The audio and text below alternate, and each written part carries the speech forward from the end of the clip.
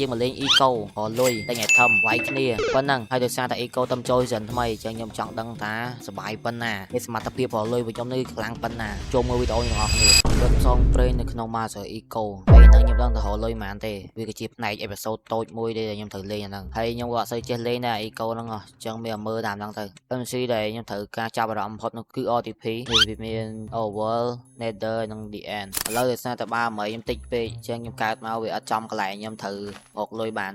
ខ្ញុំឃើញខ្ជុងខ្ញុំជីកខ្ជុងខ្លះមកនៅពេលយើងជីកខ្ជុងហើយយកមេធ្វើទេដោយសារតែនៅនេះដើមឈើម្ដងក៏មានដែរជាងខ្ញុំថាធ្វើបន្តណាទៅរហូតមើលលុយខ្ញុំដល់កហើយចាមែនតើហើយថ្ងៃហ្នឹងប្រហែលខ្ញុំត្រូវការលុយ 100k ហើយបានគេរាប់លានមកហើយតែខ្ញុំទៅ 100k ធ្វើម៉េចយើងងើបមក 100k ឥឡូវខ្ញុំរកឃើញប្រាសាទមកហើយប៉ុន្តែប្រាសាទនេះគេយកហើយបាក់កបហើយនេះជាគេ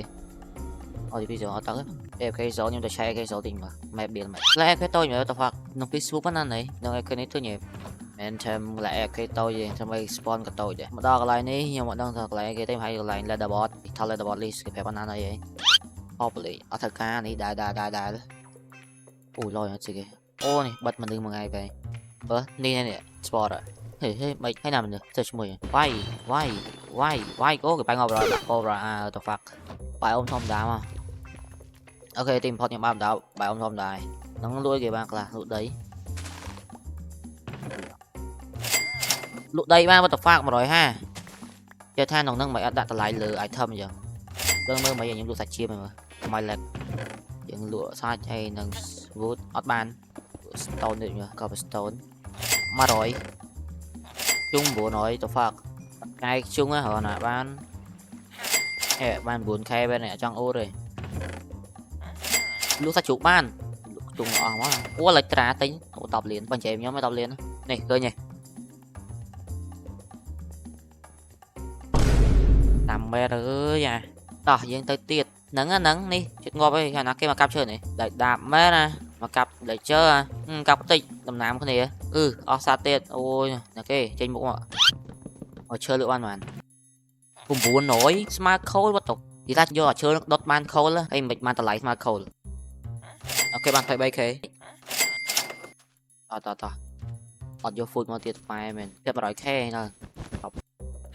លឿនហ៎កម្មករជីកឈើហើយមិនចឹងអត់ឡងមែនណាយល់មែនlạiបាន5បាន 100k លើហ្នឹងអូខ្ញុំគិតបថលលើទៅលក់បានសាហាវអត់ទេសាហាវតែមិញខ្ញុំបាច់ហូបកន្លែងដើម្បីធ្វើបែរសារតែយើងមានបែរ9តាមលក់អូខេមកម៉ានខ្ញុំដើរដល់អូគេដាក់ឆេមហើយកប់សេរីទុកហ្នឹងចយមកម៉ានដល់វិញងាប់តាក់ត្រែម